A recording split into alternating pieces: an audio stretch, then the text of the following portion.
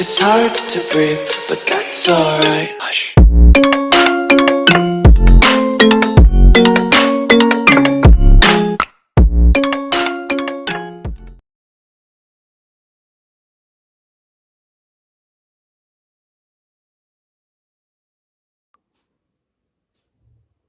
Hello everyone. So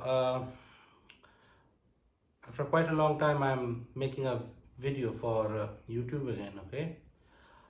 So what we are doing today, or what I'm doing today, I'm going to show you some of the things that I bought recently.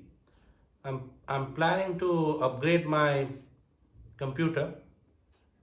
I already have a gaming PC. It's a AMD FX based PC which have been running quite well. Of course, it has been serving me beautifully for the last 5 to 6 years. However, I thought that this is a time uh, when I should upgrade, right?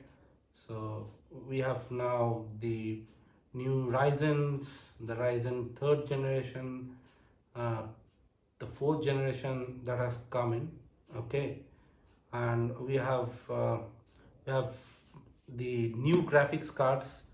uh, we have the Radeon 6000, we have the GeForce 3000 that has come up. So I thought I couldn't resist the temptation. Basically, I thought, why not I give a shot to these new pieces of metal.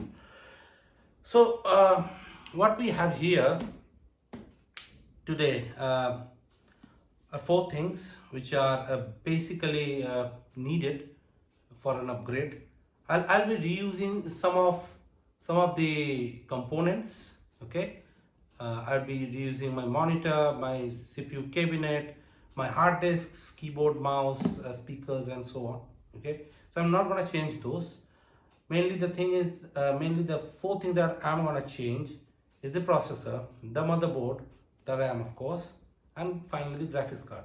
Okay, and so I'll show you what I have now. Okay, and I'll go on unboxing one by one, and I'll tell you in brief why I have chosen these. Okay, over the others basically.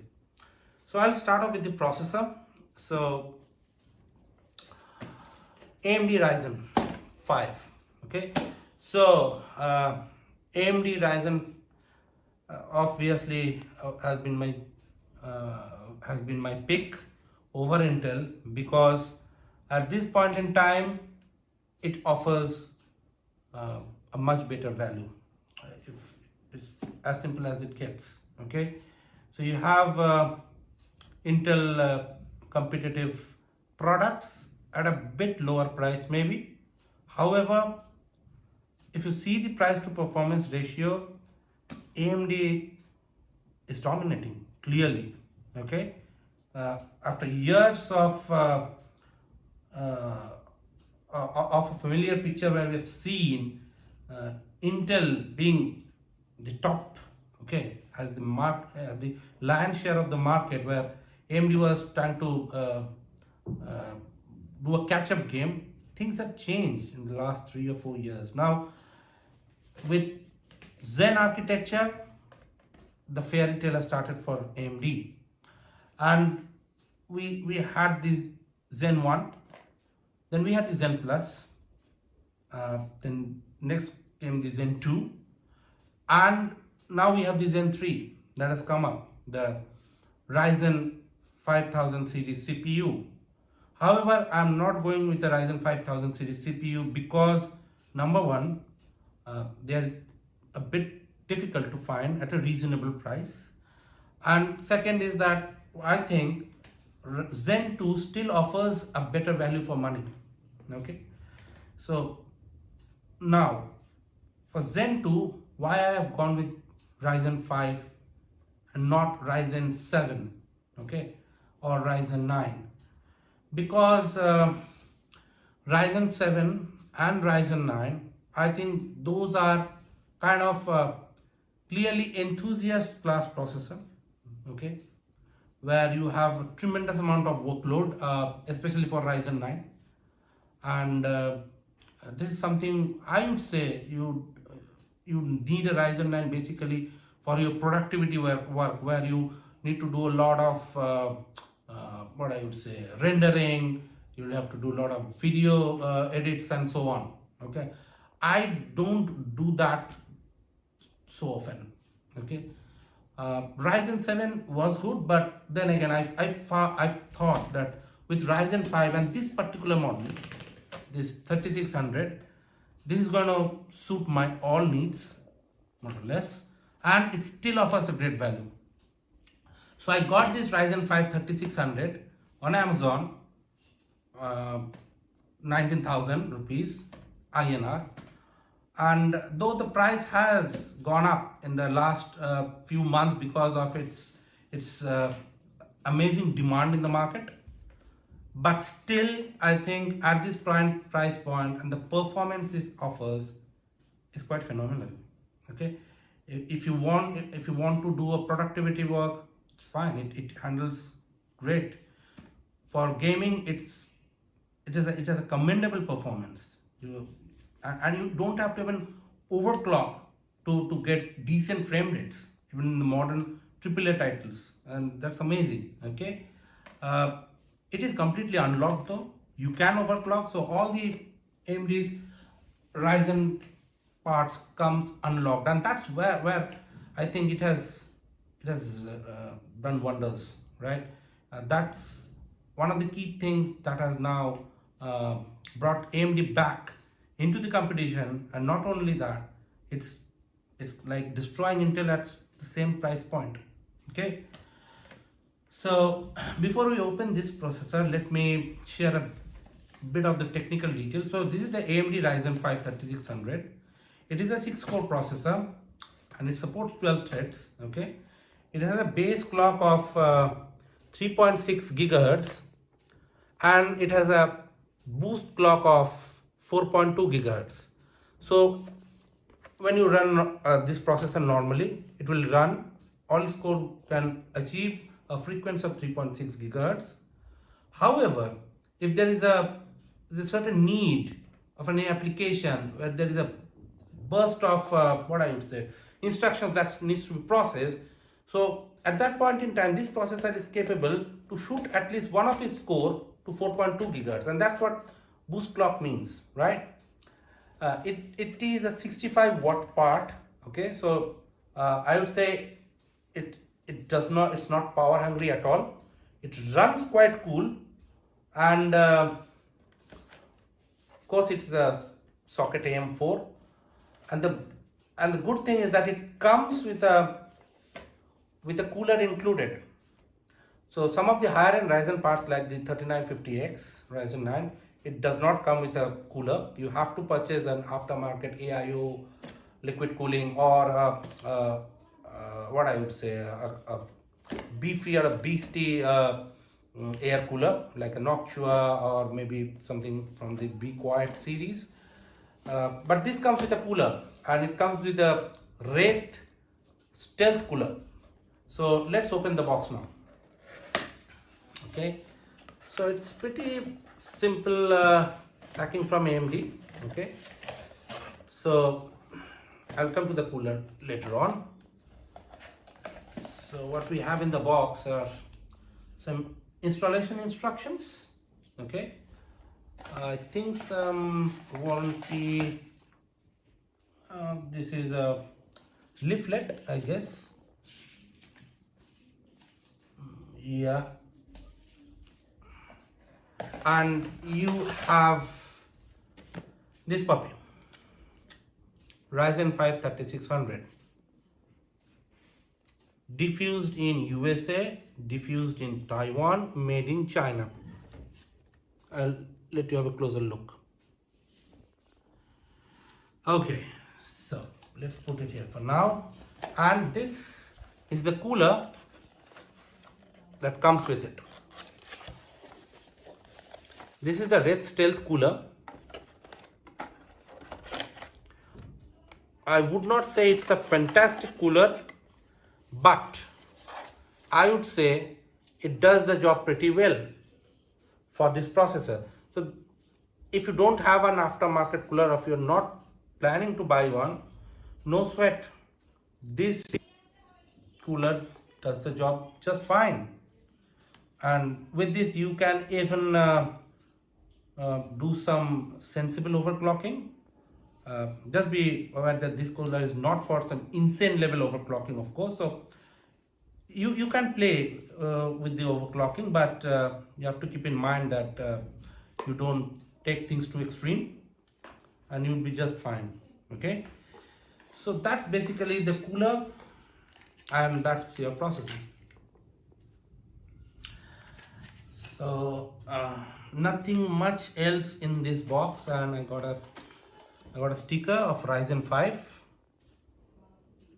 Okay, so that's pretty much about the processor. Let me get this away now. Okay, let's get all this to the side. Now coming to the motherboard. Well, what I've gone with? I've gone with the Asus TUF B550M Plus motherboard. It's a long time since I've used an Asus motherboard. So over the last few of my builds, I've been using BioStar, I've been using Gigabyte, MSI. I can recollect using Asus maybe 15 years back, when I did some builds with AMD Athlon XP, but not after that. For some reason, I was choosing MSI and Gigabyte because I felt they were giving better values. But now, when I searched through the internet and I went through the reviews, I found Asus is doing commendable job with some of their mid-tier motherboards, and this is exactly one of them. So this is a AMD B550 chipset, which is a mid-tier chipset. Okay, so AMD has released A520, then it released I think so AMD first released X570, then it released B550, and now it has released A520. So A520 is a chipset that you would generally use for your very budget builds, the entry levels. Okay, those motherboards come within the price range of like 6,000 to 8,000. Next comes the B550, which is the mid tier, as I said, and then you have the X570, which is of course the performance or the enthusiast class. Now, why did I go for B550 and not X570? There is a particular reason to it, and I will tell you why. So X570 chipset is the enthusiast class, as we know, because it gives a lot of features that it supports PCI Gen 4 across the board. Okay, across all the expansion slots. It has a better, and generally it is supposed to come with better and beefier VRMs, which would help with the overclocking. It is supposed to, or it is expected to give a greater headroom to the processor to overclock, and you can overclock to a significant level if you have a good cooler and you still don't be too aggressive with the temperature. That's why X570 is there. However, the boards, the X570 motherboards, they are quite pricey. A good X570 motherboard would generally start rupees 20,000 plus and can go all the way up, where you have that MSI godlike gaming, if you have the Asus ROG Crosshair, and you have the Elite series of the Gigabyte Aorus, and you have of course the S-Rock. Nowadays you'll find some X570 motherboards are coming at a bit surprising price, I would say. Rupees 13,000, 14,000, 15,000. You might want to argue why did I go with B550 and not with X570?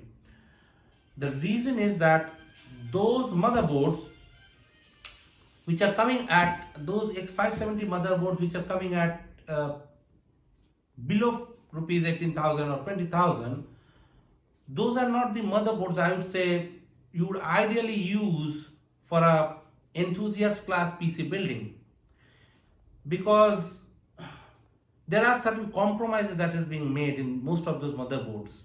Okay, you got a premium chipset, but to balance the cost, the manufacturers, they are making certain compromises which I don't feel it's worth. Okay, they are making compromises in sound quality. They are using relatively older or a lower grade audio chipset. The VRM design, the metal heatsinks on those VRM design, on those VRMs, I feel they are not up to that level which you'll find in the more pricier ones. So if you try to overclock those boards, and if you are going a bit too high, the temperature, the stability, those are not assured. Okay, I've seen some reviews where people have tried overclocking on relatively lower priced X570 motherboards, and the experience has not been that great, and that's why that's where this comes in. So B550, maybe I can say it's a jack of all trades. So this one board which comes with a mid-tier chipset, it still offers you a lot of features for the price and lot of performance. It gives you adequate headroom for overclocking, and the biggest thing is that it does not break your bank. Okay, so I purchased this B550M Plus, and this is the non-Wi-Fi version, under 15,000, and this is the Tough Gaming series. So the Tough Gaming series is where Asus claims they use military grade components for a greater longevity of the motherboard. So before I open and show you the motherboard, let's see what it says. So it's a socket AM4 motherboard. It's a B550 chipset made for AMD Ryzen. It supports Dolby Digital, okay, and it has an HDMI, of course. It's third gen AMD Ryzen desktop ready. Okay. However, there is a caveat that it's not compatible with Ryzen 5 3400G and Ryzen 3 3200G. Now, I'd just like to give a very little hint why this is. So Ryzen 5 3200G and Ryzen 5 3400G and Ryzen 3 3200G, though they seem to be like Ryzen 3000 series, they belong to Zen Plus architecture. Okay, they are not Zen 2, unlike the Ryzen 5 3600. Okay, and this board does not support those APUs. So basically 3200G and 3400G are more of an APU where they have a discrete graphics inside. So if you are using a 3200G or a 3400G, probably you need to go to the 400 series chipset, maybe B450 or X470, where they would run just fine. So 500 series is meant for Zen 2 Ryzens and Zen 3, of course, and they're expected to support the upcoming APUs. Okay, and this also claims that it's PCI 4.0 ready. So as I said, I got this motherboard just below 15,000. So, and let's go ahead and open it. And it also says that it supports Asus AuraSync for your LED control. Okay, so this is how the box looks like. And now I'm gonna open it. Sorry, I'll keep this aside for now. And let's take this one out. So you have a pretty standard packaging. What you get is two standard SATA cables. SATA data cables. You have the motherboard. I'll come to this in a moment, and let's see if there's anything else. Yeah, I think we have. So we have the backplate. So this motherboard does not come with an integrated backplate. This backplate is provided separately. Okay. You have some standoffs for the M.2. Okay. I think there is a small kind of rubber pad to be used for SSDs. You have got a certificate of reliability because this is a tough series motherboard, gaming motherboard.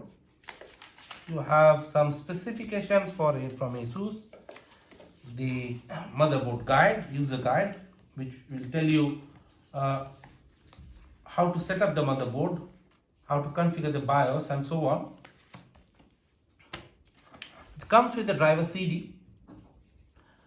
But then again, not many of us are using CD drive anymore nowadays, and you can always go online and download your latest drivers. This is some, I think it's some marketing stuff. It's kind of a fancy looking poster showing tough gaming. Okay, doesn't look bad. Okay, and this is this is the bill that I have. Okay, and so I'll put this back here, and I'll now open the motherboard.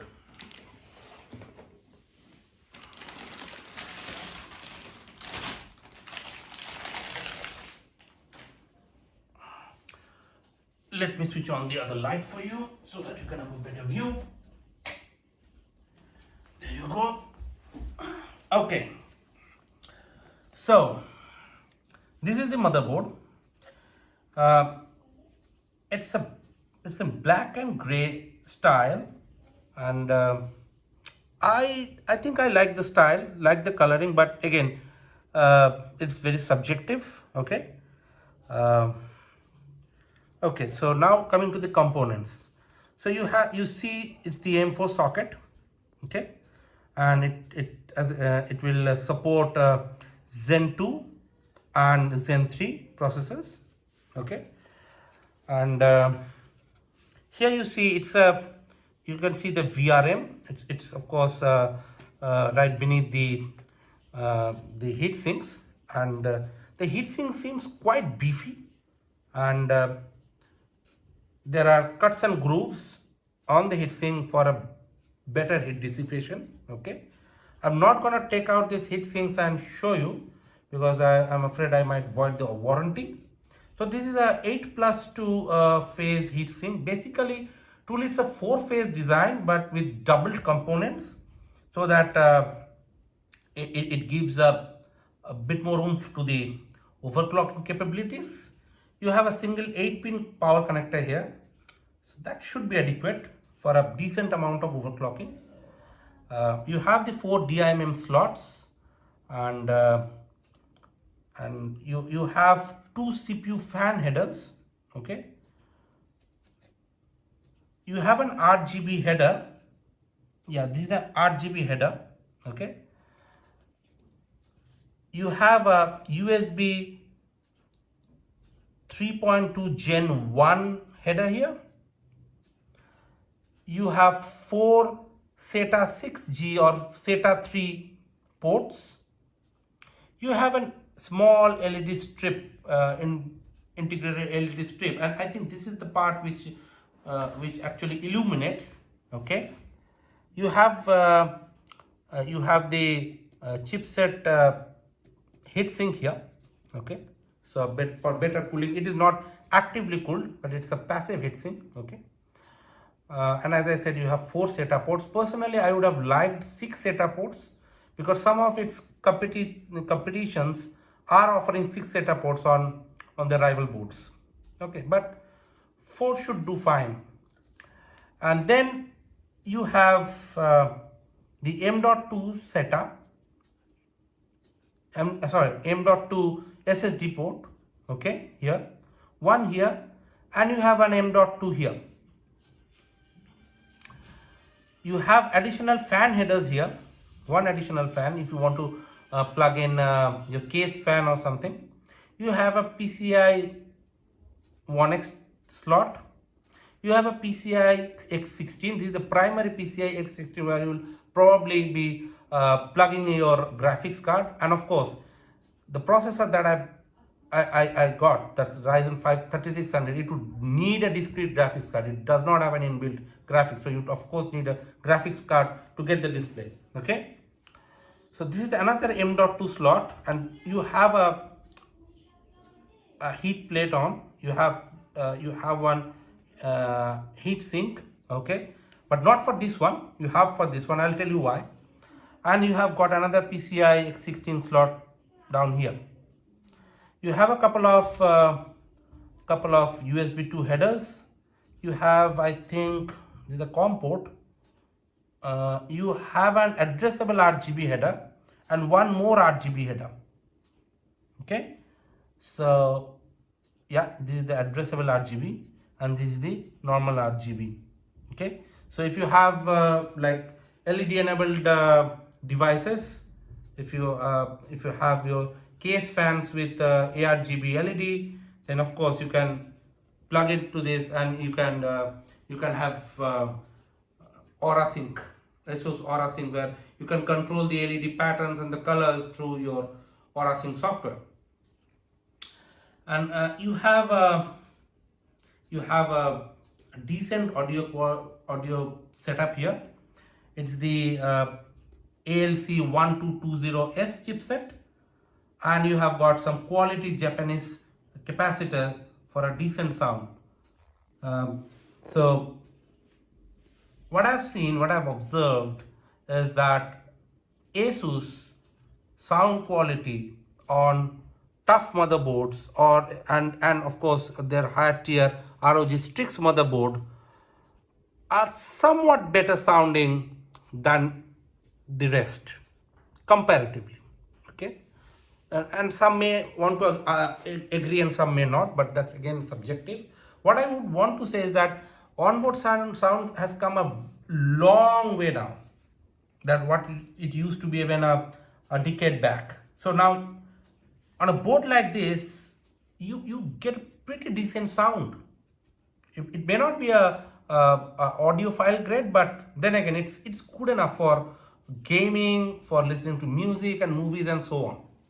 And rarely nowadays you would need a separate sound card or a DAC. That of course, if you're an audiophile or an sound enthusiast, you definitely want to go. You want to spend some extra bucks and you want to get a better sound solution. But that's up to you. So as I was speaking, so the primary difference between, there are subtle difference between B550 and X570, but the primary difference between these two chipsets is the usability of PCI 4. Okay, so for X570, all of your expansion slots, all of your M2 SSD slots, they are PCI Gen 4 enabled. So you get a higher bandwidth and a higher performance with all of those expansion slots. For B550, you get PCI Gen 4 for this primary M.2 SSD slot and only this primary PCI Express X16 slot. The remaining two down below are PCI Gen 3. So you need to be mindful of that. Okay. So these two PCI Gen 4 capable slots, or I would say ports, or whatever you want to call it, they are directly managed by the processor. And that's why Ryzen 5 says they are PCI Gen 4 ready or capable. Whereas these two, the PCI Gen 3, their traffic is like, or they are routed through this chipset. Okay. That's basically the major difference between X570 and B550, other than the VRM setup, where a good X570 board will have a much more robust VRM setup, so it can support a much higher overclocking. Okay, but this board of B550 boards of this level can overclock just fine, decent enough overclocking. On the back side, you'd see you have two USB 2 ports. You have a PS2 common for mouse and keyboard. You have 4 ports for USB 3.2 Gen 1. You have a BIOS flashback switch, and I'll tell you in a moment what is a BIOS flashback. You have an HDMI, and I think I need to check what this port is. And you have a Type C, USB Type C. You have a USB 3.2 Gen 2, and you have a 2.5 gigabit LAN, which is quite fast. If you need a very fast Ethernet connection, you are doing a lot of LAN gaming and so on. On the audio front, you have the standard audio ports. You have these two for your surround, and you have an optical out. So this is pretty much a feature-rich connectivity, I would say. It does not have a Wi-Fi, so this is not the Wi-Fi model. So I have a separate Wi-Fi receiver, and that's why I didn't go, and I didn't wanted to spend some rupees 1500 extra to get the Wi-Fi equivalent of this board. But I still think it offers a great deal of connectivity nonetheless. Now coming to this BIOS flashback. So why do you need this? So suppose you bought this board, okay, and you bought a processor which came after some time after this board got released, or the BIOS of this board got released. So that means the current BIOS which you have on your board does not yet know that processor that you are buying, because that's the very recent processor that might have been released by AMD. So how do you make that work? Basically, you need to have the updated BIOS on this motherboard to get that processor working. And to do that, so till now the practice was you need a relatively older generation processor which is already a match with this board. You need to turn your board on with that processor. You need to get that BIOS updated, and then you switch on to your next processor, or new processor. Now, with the inclusion of this BIOS flashback feature, that hassle has been eliminated. Now, you can update the BIOS on the motherboard without the need for a compatible processor. You need to plug in a USB drive into a certain USB port which is like matched with this BIOS flashback feature, and your motherboard guide can tell you that which particular port that is, and you press this BIOS flashback button, and your motherboard gets the new BIOS from that pen drive, and it becomes ready to accept your new processor. So that's a cool feature, and till recently this feature used to be available in the top tier motherboards, but now it has started coming onto motherboards like this. So I went for this B550 chipset, as I said, because it holds a good value for money. It still gives me PCI Gen 4 to a great extent. This particular motherboard has good overclocking capabilities. It has a respectable VRM design, and of course it gives me the option for future upgrade if I want to go for the next gen processor sometime down the line.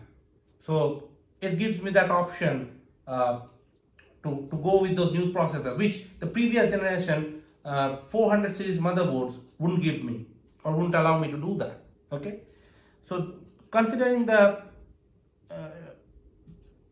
future upgradability and considering the features that this board comes with, I think this is a decent enough board for the money.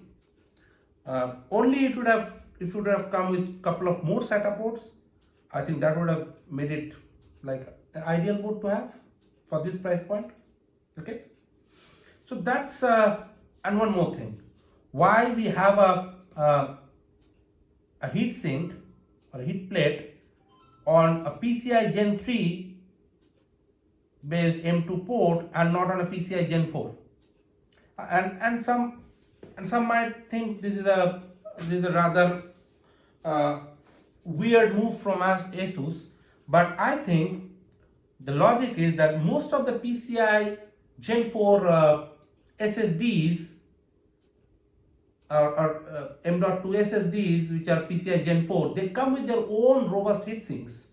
Okay, because they are lightning fast and they need a heat sink, a proper cooling solution on their own to perform optimally. And that's why ASUS thought they don't need to provide a heat sink, because anyway we will not be using that if you're planning to plug a PCI Gen 4 based M2 SSD. And I think that's a reasonable argument.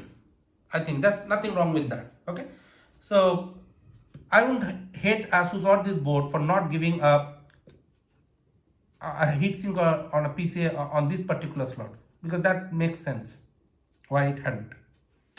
So okay, enough for this board. Let's now move on to the other components. Okay, so as I said, I got this board for a little below of rupees 15,000. Okay, so let me put this aside.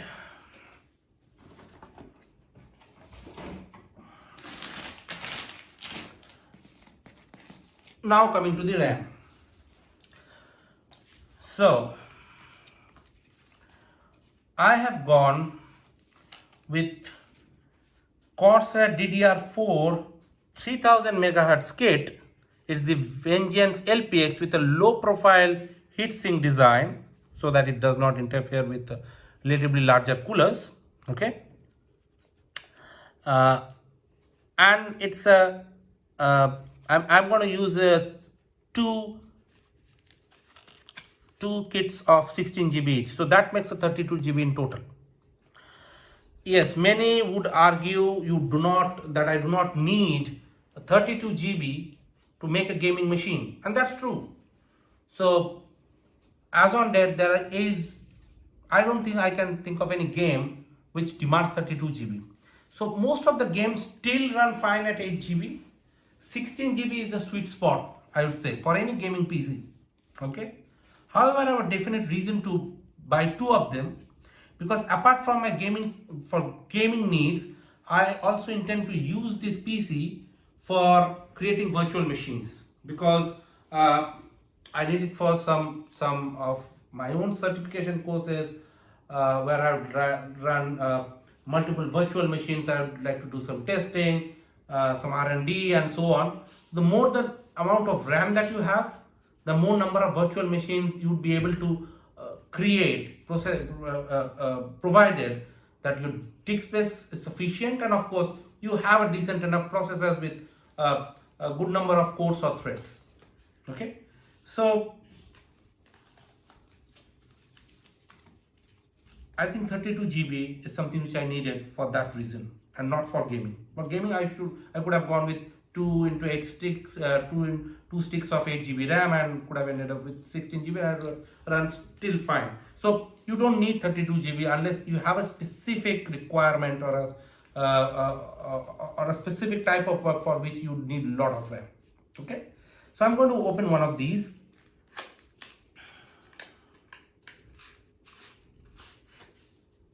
Okay, and this is the kit.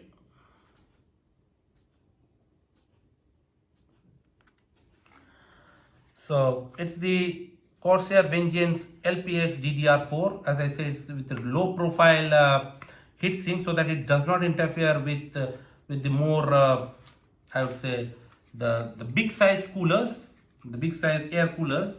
So I'll anyway not be using the stock cooler that has come with the Ryzen 5. I have a Deepcool Gamax 400 which I'm currently using with my old system, and I'll be using that instead to get a bit better cooling. And let me tell you what this RAM, the specs of this RAM is. So this runs at 3000 megahertz. It's a 16 GB as I told you, and it has not a its latency figures are not that great, but decent enough. It's 16, 20, 20, 38. Okay, and the default voltage is 1.36 volt, 35 or 36 maybe. Okay. So why did I go with 3000 when you have got 3200 and 3600 megahertz kits available in the market at a bit more price? So 3600 series, 3600 megahertz kits, I've checked, they are a bit pricey still. So I got these two sticks. Near to about 9,000 rupees on Amazon. So around 4,400 per stick, and 3600 would have cost me around 13,000 for the same model. Okay, 3200 was coming at around 12,000. I still thought 3,000 makes a great value. Okay, so by default, when you plug this RAM, the SPD frequency is 2133 megahertz. So that's what you get out of the box, and you'd get 3000 only when you enable your XMP, Intel XMP or DOCP profile in the motherboard. Okay, and I've done some research, and what I understood is that you get to the kind of a sweet spot when you hit 3000 megahertz. So the improvement is quite distinct as you go on from 2000, 2133, 2400, 26, 2666 megahertz and so on, and 3000 is the real sweet spot. If you go above 3000, then yeah, your performance increases a bit. You might get a few FPS here and there, but it's where you start going into a point of diminishing returns. So I think the value for which I got these kits, these modules, is terrific. Okay, it is not, it's a tad slower than 3200 megahertz. At the same time, it is at least 2,500 rupees cheaper in the overall 32 GB. So that's why I thought I can go with this. And in case if I sometimes would like to overclock, I may be able to push this to 3,200. And that's about it. Okay.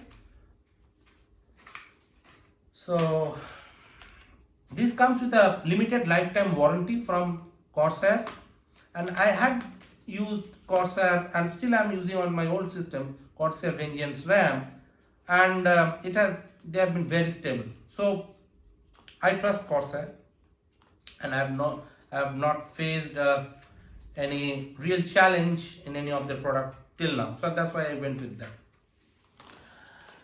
Finally, you have this. Okay, so I was using, or I am still using, the MSI GeForce 960 2GB card from 2015. That card has been rock solid, damn stable, and like I've now lost count of how many games I've played on that card, and it's still rocking on my old PC.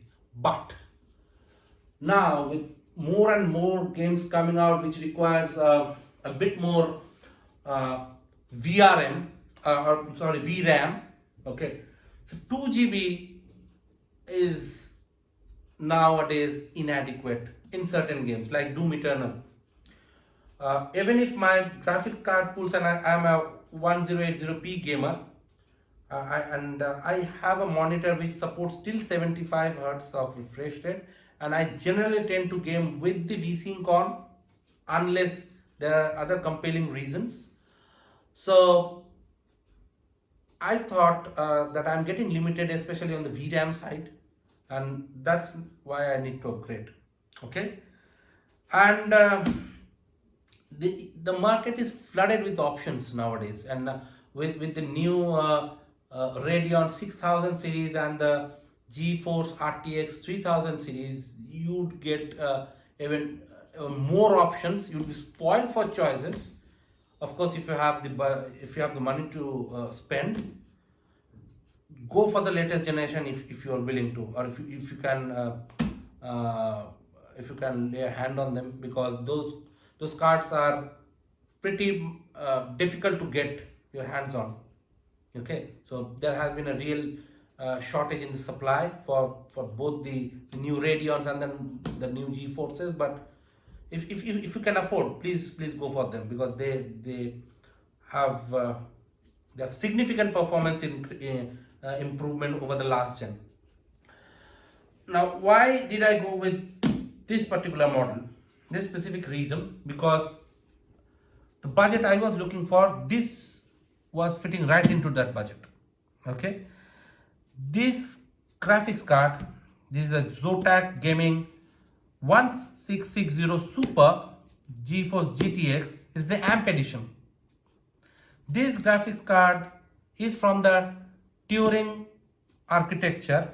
It's just the last gen of GeForce, and it has come even it has been introduced to the market by Nvidia after the 2000 series. So don't get fooled by the numbers. So 1660 Super, 1650 Super, these have this has been introduced to the market after the launch of the 2000 series. Okay, so these are the newer versions.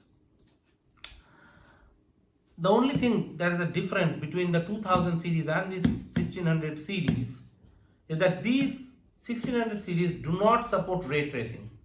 It's the GTX, it's not the RTX line. Okay, so for ray tracing on Nvidia, you need to have an RTX card. So that's where I've seen some of my friends have done a mistake, and they have ended up with buying a wrong graphics card. They thought GTX 1660 or 1660 Super would support ray tracing, but it's not. Okay, I personally am not planning to use ray tracing that much while doing the gaming. And yes, of course, there are only a very handful of titles which supports ray tracing as on date, and there's a whole different story that you'd get a tremendous amount of performance hit when you enable ray tracing. Okay, so until and unless you have a very expensive card, maybe 2800 Ti or the newer 3800, I'm sorry, 3080 or 2080, or the Radeon 6800, 6900 XT, you are not gonna get a decent ray tracing performance. Yes, some may argue that for Nvidia you can of course enable DLSS. Okay, but even with some titles, DLSS is like a hit and miss. For some titles it do wonders, pushing the frame rates, but for some you get a compromise in, you still would have a compromise in the overall what I would say graphics quality if you are enabling DLSS. So at this point in time, I think it would still need some years for both ray tracing and DLSS to mature, and by that time I would save up for a newer generation graphics card. So right now I'm going with this. And why did I? So this will be my first time with a Zotac card, because I've seen some good reviews for this, and the advantage of going with the Zotac over the others is that this is offering 5 years of warranty. So out of the box you are getting 3 years, and if you register the product on Zotac's website, you'd get 2 additional years of warranty, and that's, I think, a sweet deal, right? So, and you're not paying any a significant amount of money to get that 2 years of warranty. So Zotac comes with a competitive price. So before I go ahead and open this card, let's see what it says. Okay, it says it's Zotac Gaming GeForce GTX 1660 Super AMP edition. Okay, it comes with the extended warranty feature. It comes with a 6 GB of GDDR6 VRAM, and that's what's the difference is between the 1660 Super and the previous 1660 normal model. Okay, so the previous 1660 used to have a GDDR5 memory, and this one is having a GDDR6, and that makes a hell lot of a difference in performance.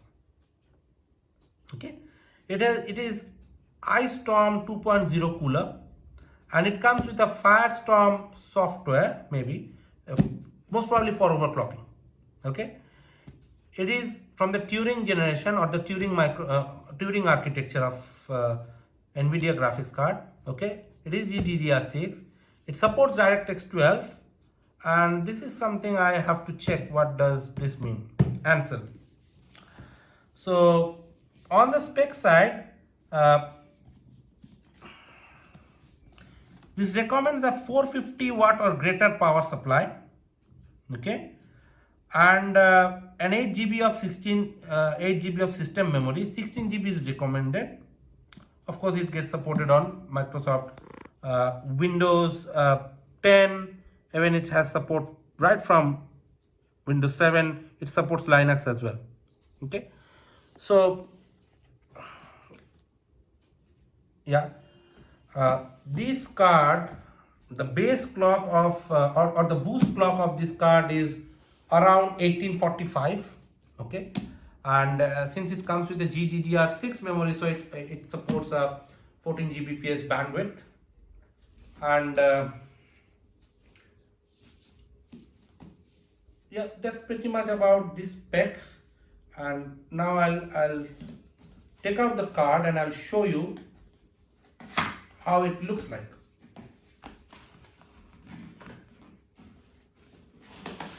And by the way, I got this one for around 23,000 rupees INR on Amazon. Okay, you might find this a bit cheaper on other websites, but I went for Amazon because I was getting a quicker delivery. But overall, I think it would be a great card. But then again, time will tell, of course. But owing to the fact that the company is offering 5 years of warranty, that means build quality of the card should be good. Okay, so again, this is a black box kind of packaging. Okay, so this is standard coming in from most of the GPU manufacturers or the IB board partners. You have a black envelope. Let me see what it has. Hopefully it's not any disc. No, there are some. Okay, there's a leaflet. It shows what are the different products from Zotac.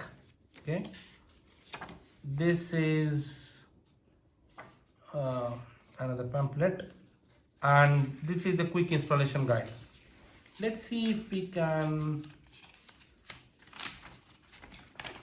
No, it does not include any specs, and it's a plain installation guide. Okay, maybe I don't need that. So what we have inside the box? No, we don't have anything else. It's a pretty no vanilla packing. So you have got a anti-static mat or anti-static plastic, and this is the card. Let me give you a good look.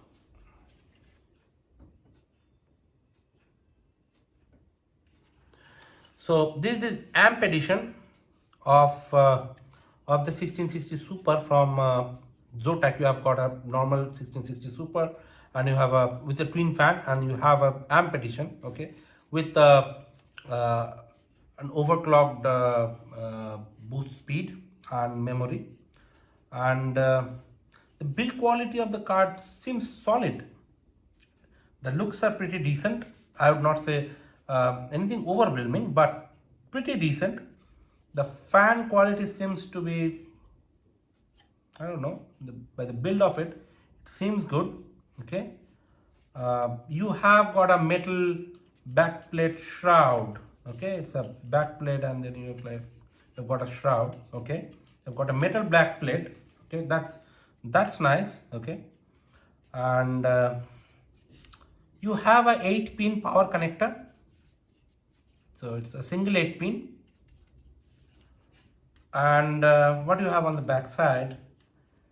Okay, so you have got 3 display ports, these 3, and you have got 1 HDMI. So if you are still using a DVI, you might need a converter. It does not have a DVI connector. Okay, unlike my 960 GeForce 960, which has a DVI, but I'm using the HDMI, so there's no pressure. I can use this. Okay, so it looks pretty cool, and I think it can fit in most of the cases. Okay, it is of adequate length. It's not too long or not too small a card. Okay, so and the height is okay. So apart from the very small mini ITX or those kind of cabinets which are like too crammed or too the small form factor ones, so you can fit in this card in any normal mid tower or a full tower cabinet. So okay, so there should not be any problem with that. So yeah, the card seems pretty heavy. So I'm impressed, I would say. And as I told you, I got this just under 23,000, which I think again the price to performance ratio, it's superb. I could have gone for a GeForce 2060 RTA. It would have supported ray tracing, but nowadays it's a bit difficult to get a hands on a reasonably priced RTX 2060.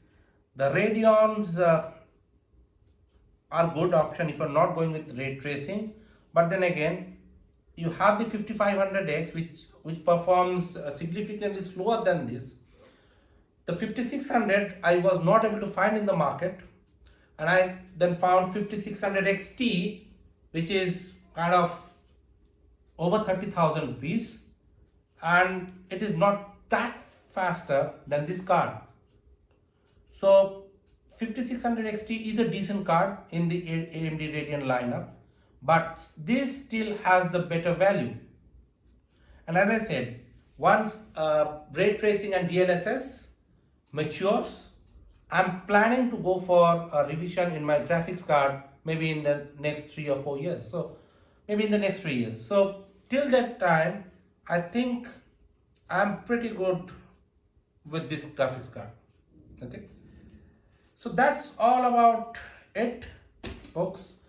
I'll start building my new PC maybe this weekend, and once I have the system up and running, I'll let you guys have a glimpse. Okay, till that time, take care.